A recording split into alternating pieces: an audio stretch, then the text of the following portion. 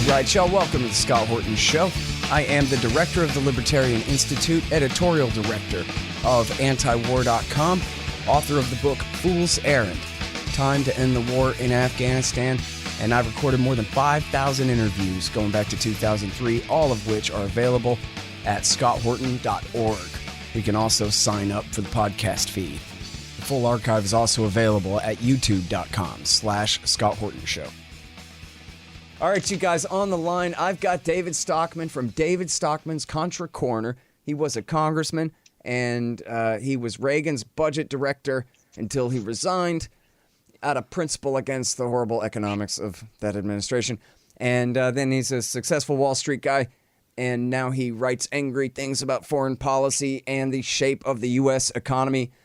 He wrote the book, The Great Deformation, and a couple about the Trump era, too. Look him up on Amazon. Welcome back. How you doing, David? Great to be with you. I got to tell you, your articles scare the hell out of me more and better than anybody. That's why I love them so much. And those charts, just how bad has the lockdown been for the American economy? And just what does the near-term future look like, do you think, here? Yeah, you don't like to have to scare yourself or everybody else, but at some point you got to face the facts of life squarely, and without reservation.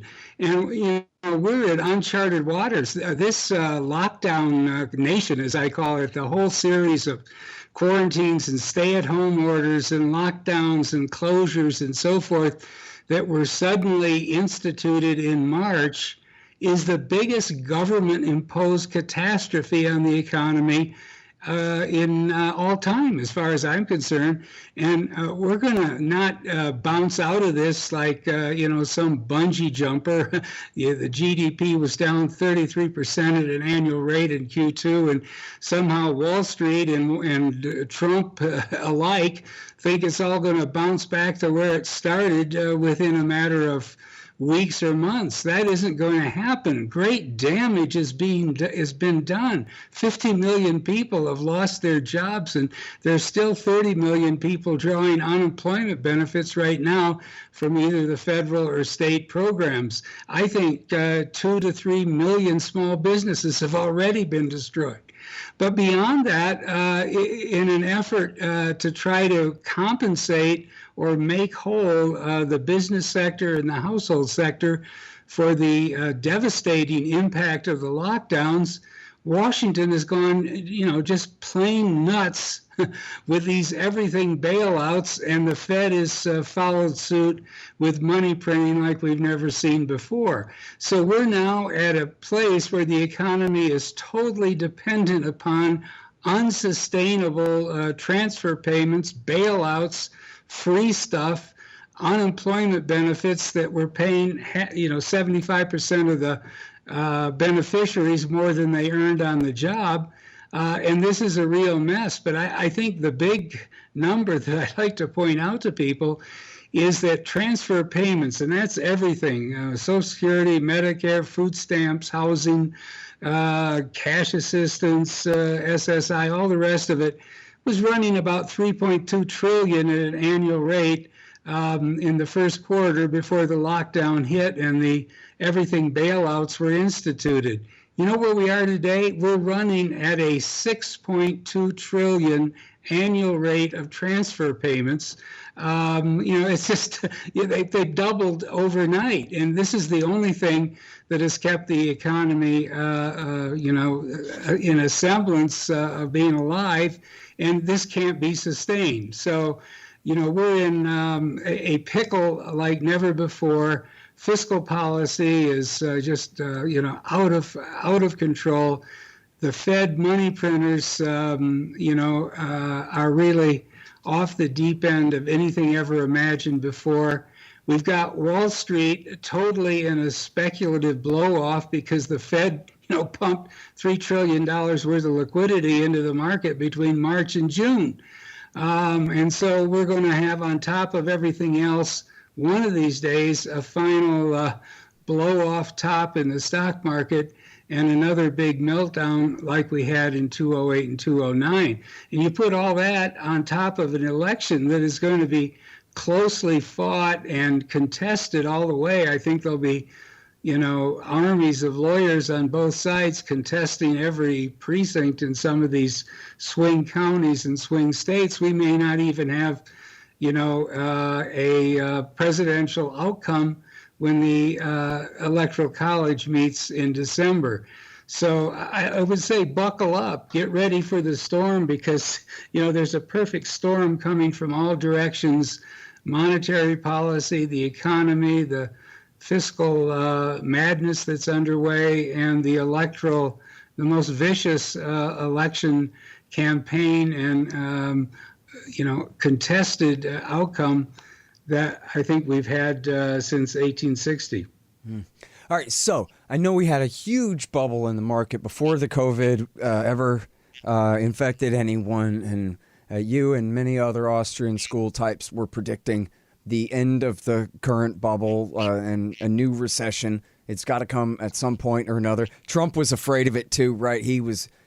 It was a race to see if he could make it past the election before the bubble popped. Then the lockdowns came. They popped the bubble for him. And just pushed everything all the way down, everything, right? All the small businesses you just named, all that unemployment that you just talked about. But so then my easiest parallel to try to understand the situation would be to look back to the last crash, where the thing that hurt the most was the bubble in real estate.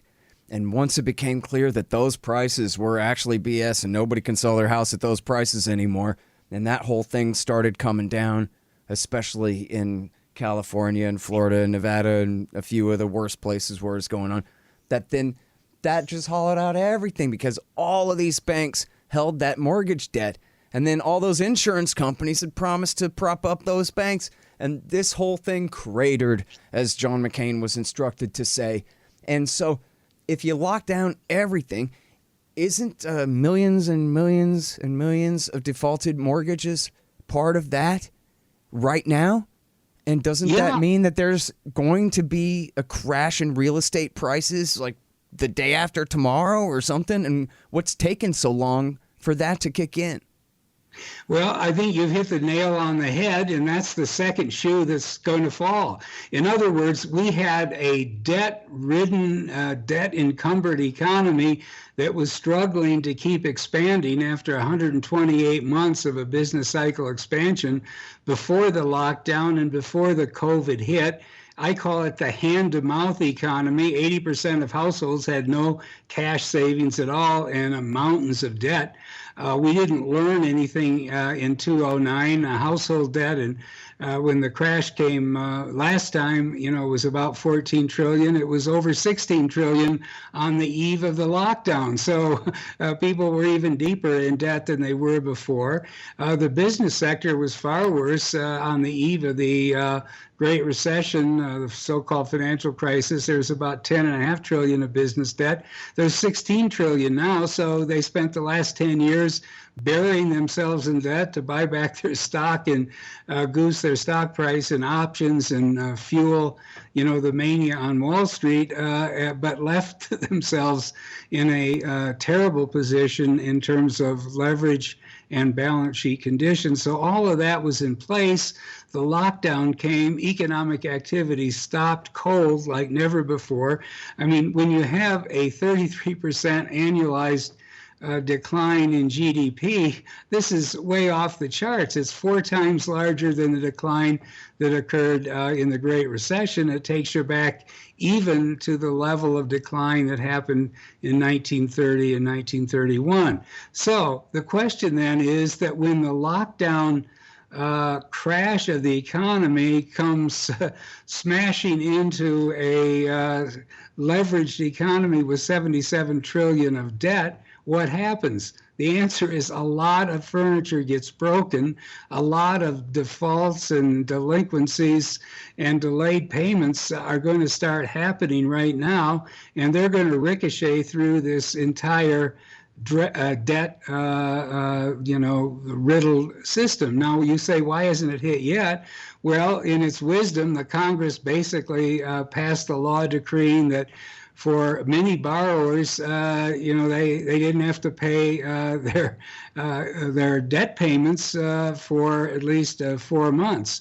But that's going to expire, and at some point, the whole house of cards is going to come unwound.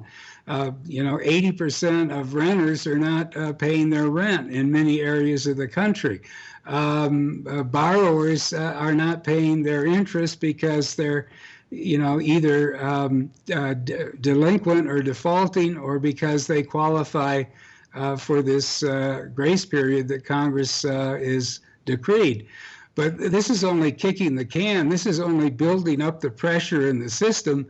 And at some point, and I think fairly soon, all of this is going to come unraveled. Hold on just 1 second. Be right back. So you're constantly buying things from Amazon.com. Well, that makes sense. They bring it right to your house. So what you do, though, is click through from the link in the right-hand margin at scotthorton.org, and I'll get a little bit of a kickback from Amazon's end of the sale. Won't cost you a thing. Nice little way to help support the show. Again, that's right there in the margin at scotthorton.org. Hey, y'all, check it out. The Libertarian Institute, that's me and my friends, have published 3 great books this year. First is No Quarter, The Ravings of William Norman Grigg. He was the best one of us.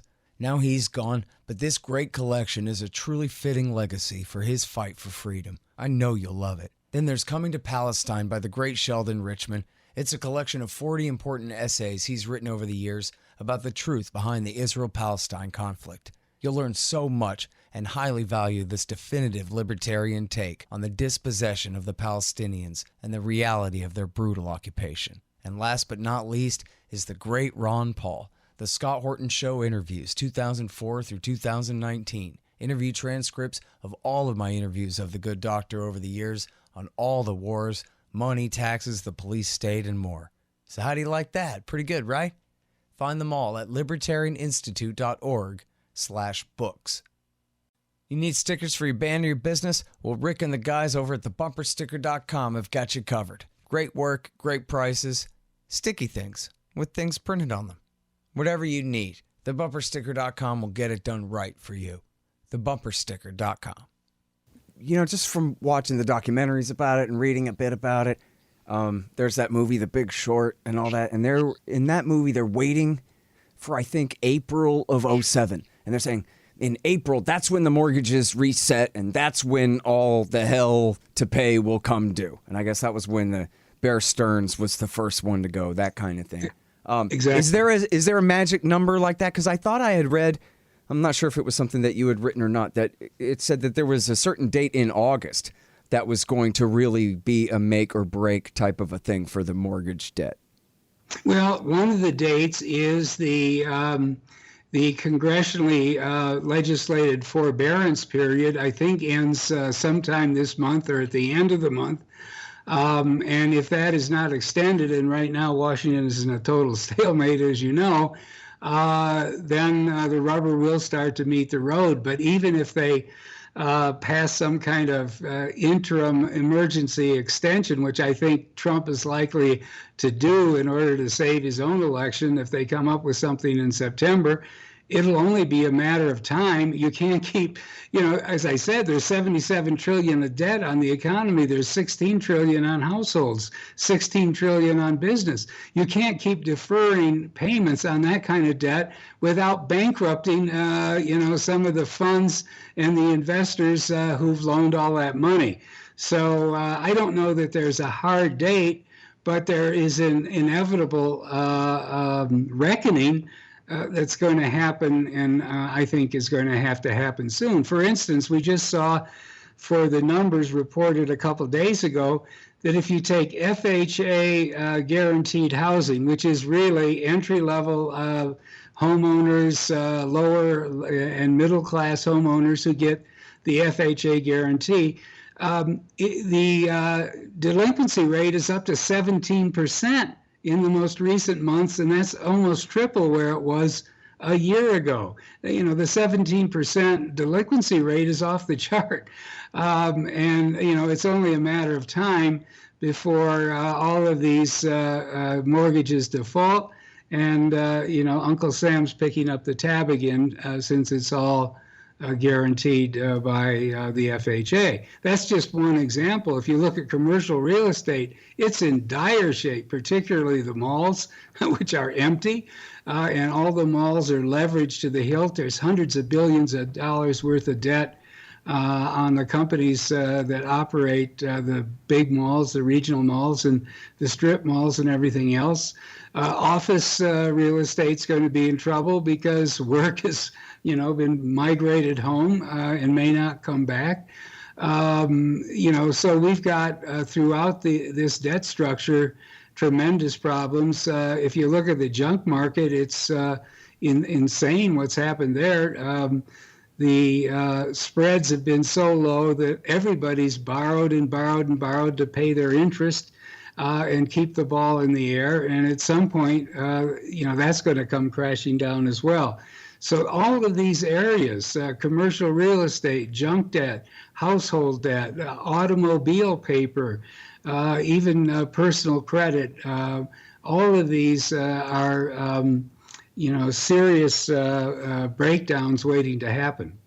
Yeah. So there's this piece in Forbes that says the national debt will surpass $78 trillion by 2028. And geez, that's not that long from now. If you think back how long ago 8 years was, it's not very long. Yeah. But is that even possible, or the whole thing will fall apart before that, right? Or not? Yeah, well, I don't know if it'll get to 78 trillion. I don't know what they're measuring, but I do know that when Trump sauntered into Washington, the national debt was 19.4 trillion. It's now almost 27 trillion. I do know at the turn of the century, before Bush the Younger and Obama start pumping up, all these programs in the welfare state, the public debt was about 4 trillion. It's 26 trillion now. It only took, a fifth of a century to get there. And at the rate that it's piling up, we're going to be, in uncharted waters before long. Right now, the debt is already 140% of GDP, numbers that, we thought of in terms of Italy and Greece and the other basket cases of Europe. And here we are in almost a flash at that point. Well, and so they are going to have to just, inflate the currency and buy up all that debt with new money? Or what are they going to do? They have to have some kind of plan or not? Yeah. Well, it's all ad hoc. It's all seat of the pants. They're making it up as they go. You see, the thing people have to understand is that all economic principles, financial principles of historic validation, let's put it this way, have been abandoned, and they're now just making it up as they go along. There's no such thing as sound money anymore. There's no such thing as financial discipline, either on Wall Street or at the Federal Reserve. It's a joke if you even think about fiscal rectitude and the fact that Congress has already enacted $3.5 trillion worth of bailouts sight unseen since March. And now they're dickering over whether the next bailout, I call it, everything bailout 5.0, because it'll be the fifth one this year, is going to be the 2.2 trillion that Pelosi says is her minimum bottom line, won't move, or the $1.5 trillion that Trump and his people have already conceded to. I mean, this stuff, is crazy. I mean, it's the work of people who have lost all sense of, financial discipline and financial principles, and they're, flying by the seat of their pants. And the only thing holding the whole gong show together is the Fed just, goes from one excess to another. And yesterday they now said that they're probably never going to raise interest rates because they're going to let inflation run hot and, going to keep interest rates at zero for an indefinite period of time. Well, money has to have a price. And when you put interest rates at zero and you hold them there month after month, year after year, you're simply encouraging the greatest amount of malinvestment and speculation and leveraged excess that's imaginable. And it just accumulates. It makes for a system that has a shakier and shakier foundation. And unless you believe that all the principles that we believed in historically are invalid and that life can run on a printing press at the central bank, then you have to be alarmed about how rapidly we're not just drifting, but almost racing into complete financial insanity. That's where we are. I mean, you can try to talk about... David, from where they're standing, it makes sense from where they've painted us into this corner, right? Is that if they raise interest rates at all, then everybody defaults on everything because there's so much debt already. Even the national, if interest rates were raised by just a few points, the interest payments on the national debt would be the entire... equal the entire revenue that they take in taxation in the year, right? Yeah, well, I mean, you're exactly right. They've painted themselves into an impossible deep corner. But, there's an old saying that if you're in a very deep hole, the first thing to do is stop digging, okay? And these people can't... they can't stop digging for a minute. They just Hillary Clinton said, when you're in a hole, the first thing you got to do is grab a shovel and start digging your way out. Yeah. Well, I mean, stop digging deeper. That would be the first thing. Set down your shovels. Don't keep digging. But the Fed is making up one insane excuse after another to buy. At some points during the spring, they were actually printing, if you can imagine this, $100 billion of new money a day. Let me just repeat that, $100 billion a day. I mean, this is complete insanity. It's the only thing that has kept this stock market bubble alive, but it obviously can't be sustained or if it can be sustained, then we might as well throw in the towel and everybody can stop working and just let the Fed print money and drop it out of the sky to everybody, and you pick it up once a week and nobody has to work. I mean, this is craziness what they're up to. All right, well, everybody, that is David Stockman, and it's worth it to subscribe at David Stockman's ContraCorner.com. Thanks very much, Dave. Really appreciate it. Great to be with you, Scott. The Scott Horton Show, Anti-War Radio, can be heard on KPFK 90.7 FM in LA, APSradio.com, antiwar.com, scotthorton.org, and libertarianinstitute.org.